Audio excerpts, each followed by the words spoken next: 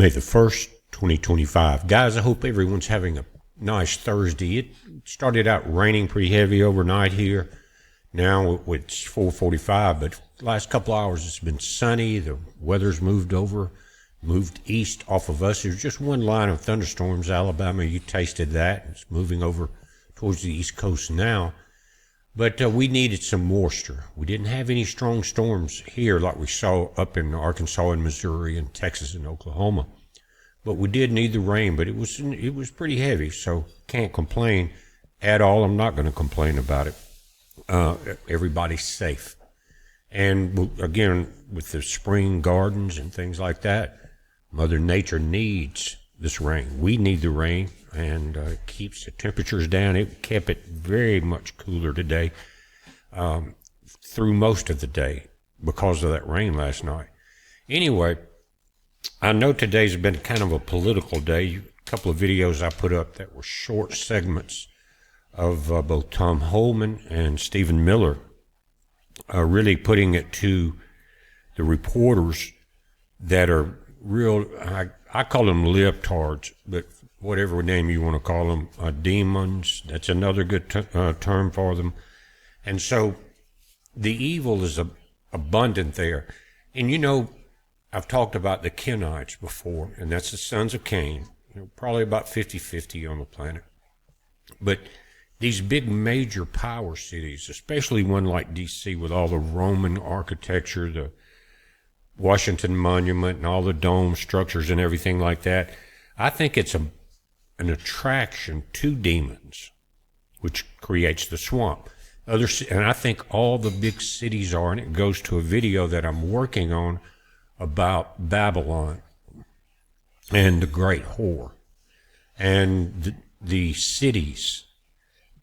Babylon was a city, but it was the mother of harlots, right? The mother of harlots birthed all the big cities around the world.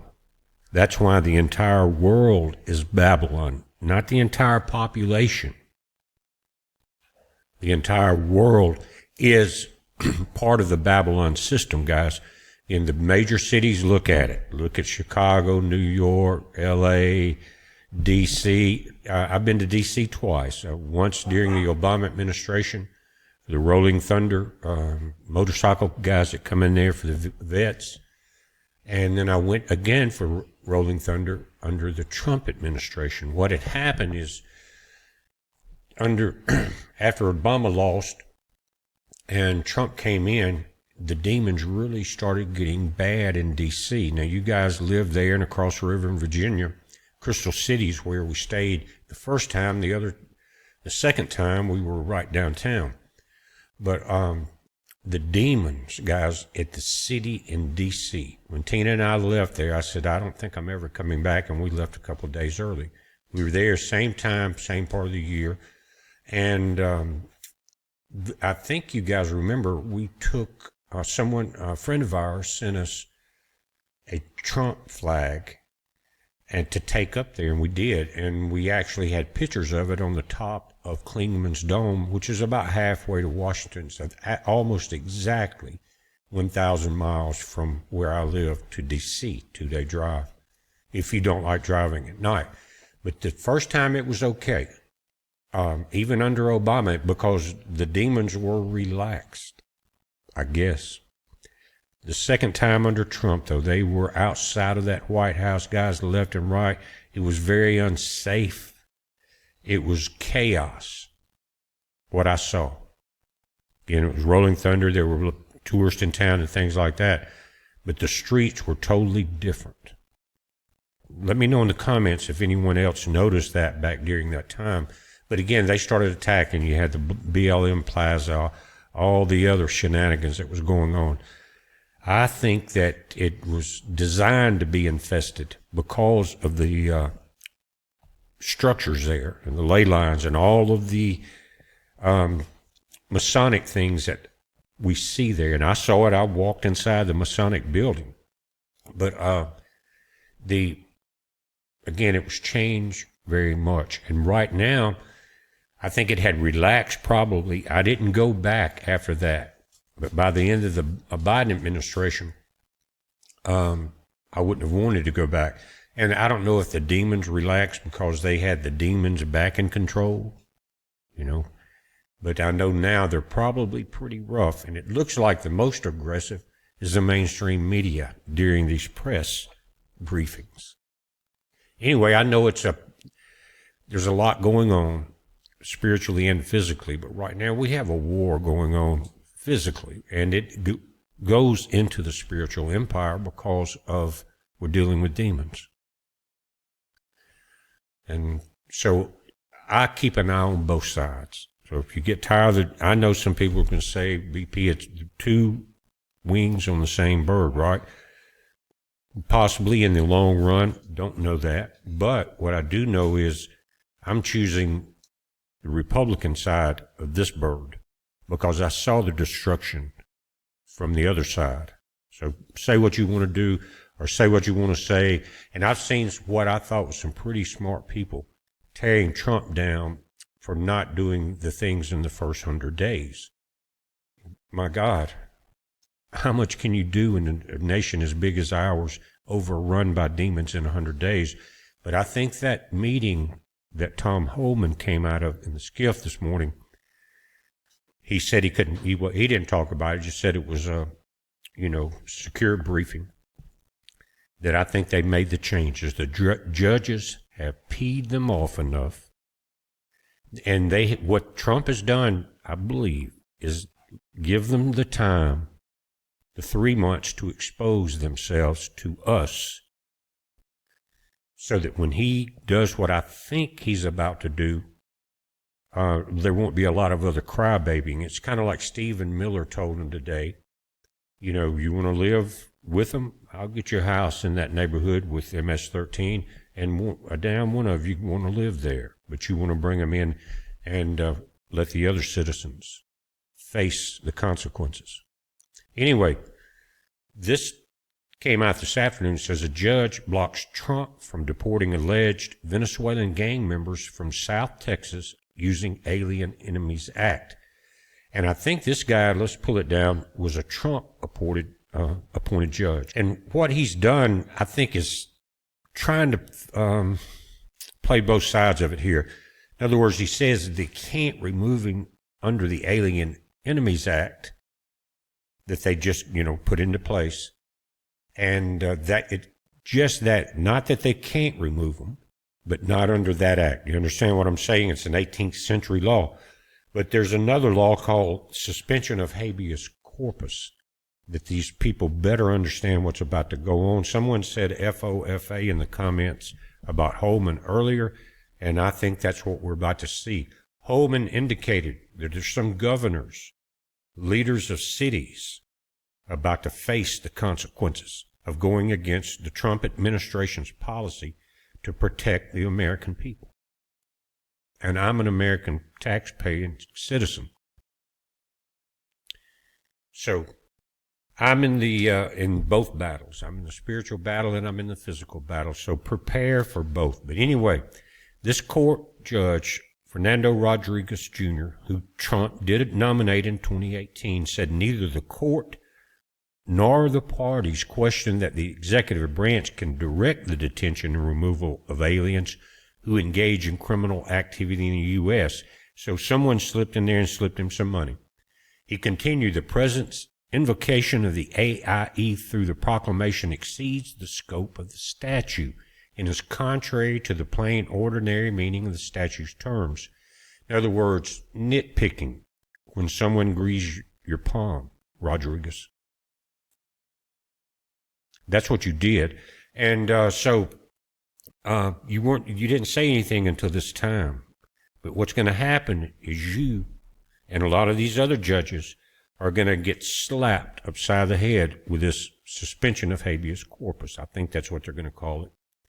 And that way, the judges have to shut up, behave, and it's not martial law, but you don't have to have the paperwork and go through all the crap. They will get the enemy combatants, what they are, as far as the gangs, out of here.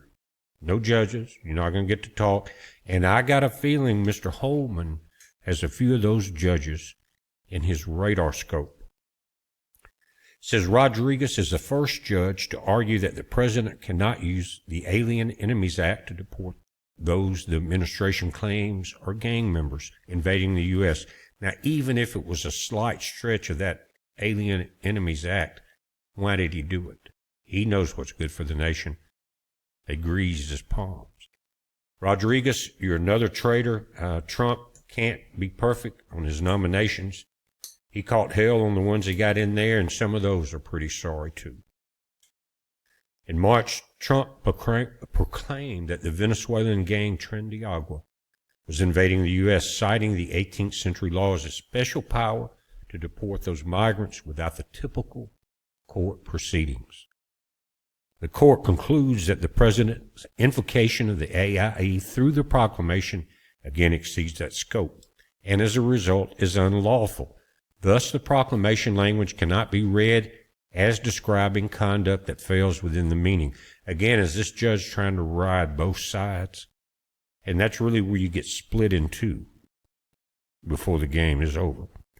Anyway, stating that gang members were not coming to the U.S. at the behest of the Venezuelan government. Now, I don't think that Trump ever said that. There's a gang there. And what they were talking about today was that gang was here. But more than likely, the leadership there did allow this. But who really handled it? Mayorkas, as Biden slept. And Biden ran the ball game. Mayorkas is, along with Fauci, one of the greatest criminals in the history of the planet. Not the U.S., in the history of our planet. I don't think Hitler can touch what they've done. Anyway, it says, thus this proclamation's language cannot be read as describing conduct that falls within the meaning of invasion for purpose of the AEA. Why not, Judge? It is an invasion. It was an invasion. Stating that the gang members were not coming to the U.S. at the behest of the Venezuelan government again.